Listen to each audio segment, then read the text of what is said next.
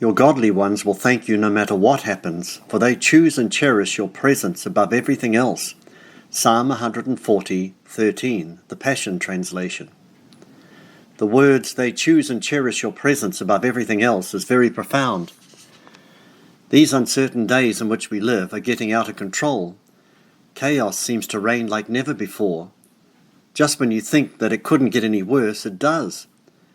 Maybe not so much for us here in New Zealand, but definitely in other parts of the world where many of our friends and family are living. As Christians, we are concerned for what is happening and pray for God's help, which is right, but we do need wisdom in knowing how to handle it all. If you are not careful, the problems all around will soon weigh you down with care, and you'll become ineffective in your mission to help the needy. I hear that counsellors have the greatest tendency to crash and burn because they are overwhelmed by the problems of the people they minister to day in and day out and can't seem to leave their work behind when they go home at night. Eventually they become ineffective and the ones needing counsel. We just had the privilege of having our son Sean, Lauren and their 3 boys with us from Australia. There was a travel bubble opened between the 2 countries, but unfortunately New South Wales had an outbreak of COVID and the borders were shut the day after Sean left Sydney. They got out just in time but had the trouble getting back again. They eventually got a return flight and instead of a 2-week holiday they had 3 weeks. Amazing how God works everything out for good. While here, Sean and I managed a couple of prayer walks a day around the streets, parks and beaches of New Plymouth. We could share and talk in between our prayers, and it was wonderful to have such fellowship together. Even though it's great to have grandchildren, I couldn't have the same level of fellowship with them that I had with Sean. They didn't want to pray, they wanted to play. Even when I went for a walk with the boys, they would be distracted very easily and at times were like herding cats. A lot of the time was spent in guidance and protecting them from their own tendency to hurt themselves and of course sibling rivalry. Funny, that sounds like many Christians I've met today. I felt the Lord say to me that He loves everyone no matter what age, maturity or level of obedience they're on. He loves them far more than I do, which isn't that hard to understand, but He does enjoy having fellowship with His children. Just as I enjoy having fellowship with Sean and my other son Adrian, so does He enjoy having fellowship with me. Often with small children, your advice is regarded as a threat, and communication is temporarily shut down. Their desire for things and pleasure is far greater than that of pleasing you. They don't cherish your presence more than anything else. Like Esau, they would rather choose a bowl of ice cream over their own birthright. Short-term pleasure is more important to them than that of eternal value. My son Sean, however, did enjoy my presence and loved walking and talking with me. When we had a problem, we laid it at the feet of the Father and agreed in prayer for the answer. As I said, God loves all His children, but longs for maturity in us. He delights in fellowship and knows this can only be possible when we get a revelation of His amazing love and His wonderful heart for us. In these days of great trouble, I believe He is finding it hard to find a son or daughter who values Him more than anything else, even more than the problems that are so in your face every day. Loving Him more than the concerns, fears and anxieties that are pulling at your heartstrings from morning until night. I'm not saying that He wants us to bury our heads in the sand and ignore what is going on, but we need to find a position where we remain strong, reigning in life from the heavenlies, keeping our eyes on Jesus who is our strength. If we are not careful, we can find ourselves sinking because we are more concerned with the problems around us than we are for Him. I think of Peter, who was told to step out of the boat and walk to Jesus on the water. All went well as he kept his eyes on Jesus, but when he looked at the wind and the waves, he sank. The devil is trying to get us to keep looking at the problems all around us, for he knows that when we do, we will sink also. The verse in Psalm 140:13 speaks of the value of His presence. We are to value it more than anything else. The trouble is we can be more concerned with losing the plot than we are with losing His presence. Like Mary and Joseph, the parents of Jesus, we can go 3 days without realizing we have left Jesus behind somewhere. They were so busy with family and religious affairs, They didn't notice he wasn't there anymore. Luke 2:41-52. Jesus spoke to Peter after his resurrection and asked him the question, "Do you love me more than these?" He is still asking the same question, "Do you love me? Do you love me more than anything? Do you love me more than your problems and all the cares of this life?" John 21:15-17.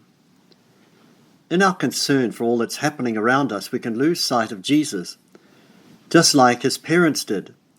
If we are not careful, we will take our eyes off him and begin to sink like Peter in a sea of troubles and care.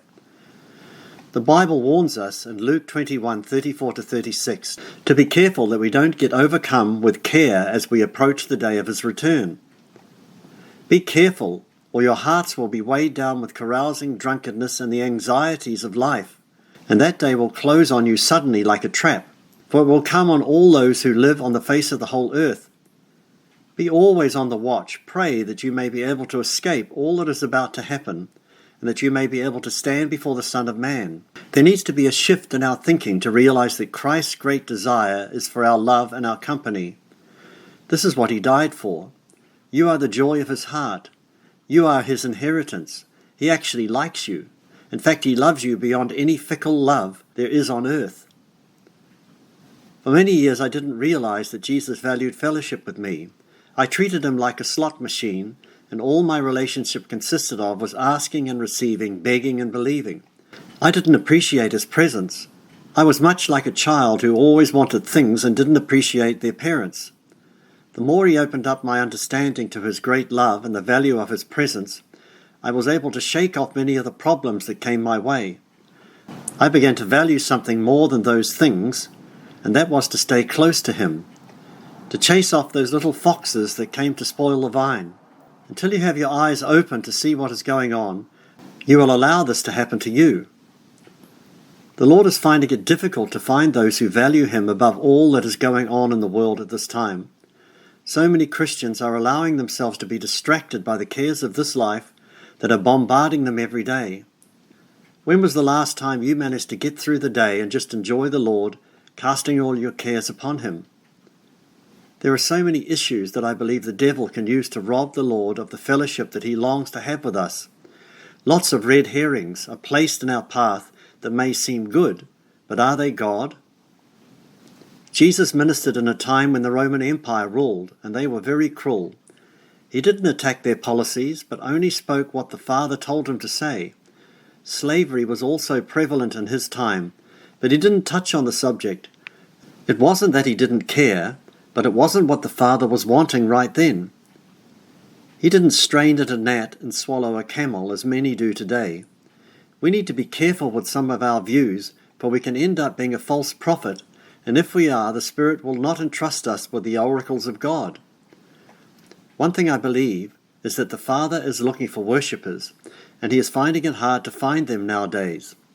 Putting our worship for him first before anything else is highly prized by the Lord. It makes us attractive. It was said of Queen Esther, "Now the king was attracted to Esther more than any of the other women, and she won his favor and approval more than any of the other virgins." Esther 2:17.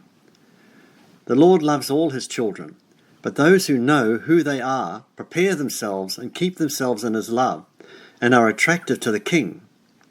The Apostle John said that he was the disciple whom Jesus loved. One of them, the disciple whom Jesus loved, was reclining next to him, John 13:23. It's not that Jesus loved John more than anyone else. It's just that John knew his love. He valued it more than life, even his own life. He valued it more than the troubles and problems around him. There was nothing he loved more than Jesus, and the reward was to know the love that passed understanding, to know that he was loved. When you know this love, you will want to spend more time with him, giving him that which he loves. In these uncertain days, I can see how the Lord is longing to find those who will shine brightly in the darkness, those who have covered themselves with jewels and made themselves attractive to him, like Esther. Wisdom is the principal thing, and of all the things you desire, nothing compares to it. It's above rubies. Blessed are those who find wisdom, those who gain understanding, for she is more profitable than silver and yields better returns than gold. She is more precious than rubies, Nothing you desire can compare with her. Proverbs 3:13-15. These are those Christians who do not let the cares of this life come before their love for the Lord. Even Christian things can cause us to lose our way. The parents of Jesus were busy in fellowship with other Christians and doing religious things, but they had lost Jesus in it all. With all the sad things that are happening around the world, keep Jesus in your focus. His promise to us is still valid even today, so delight yourself in him. Take delight in the Lord, and he will give you the desires of your heart. Psalm 37:4. The devil is trying hard to deny the Lord that which he longs for, and that is our love. It is highly valued by him. One of the problems of this hour is that the love of many will grow cold. The fire of passion can go out if you focus on the wrong things, and that can even be good things. Not all that is good is God. Sin will be rampant everywhere, and will cool the love of many. But those enduring to the end shall be saved. Matthew 24:12-13. May you be one of those who value the Lord's presence more than life, even your own life. May he find you attractive, covered in the jewels of wisdom.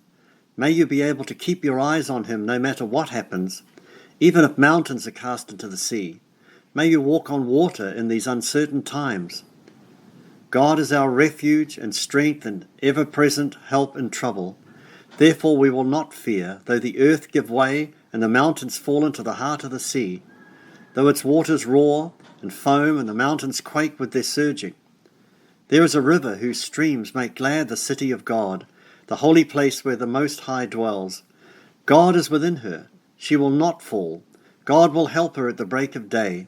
Nations are in an uproar. Kingdoms fall. He lifts his voice and the earth melts.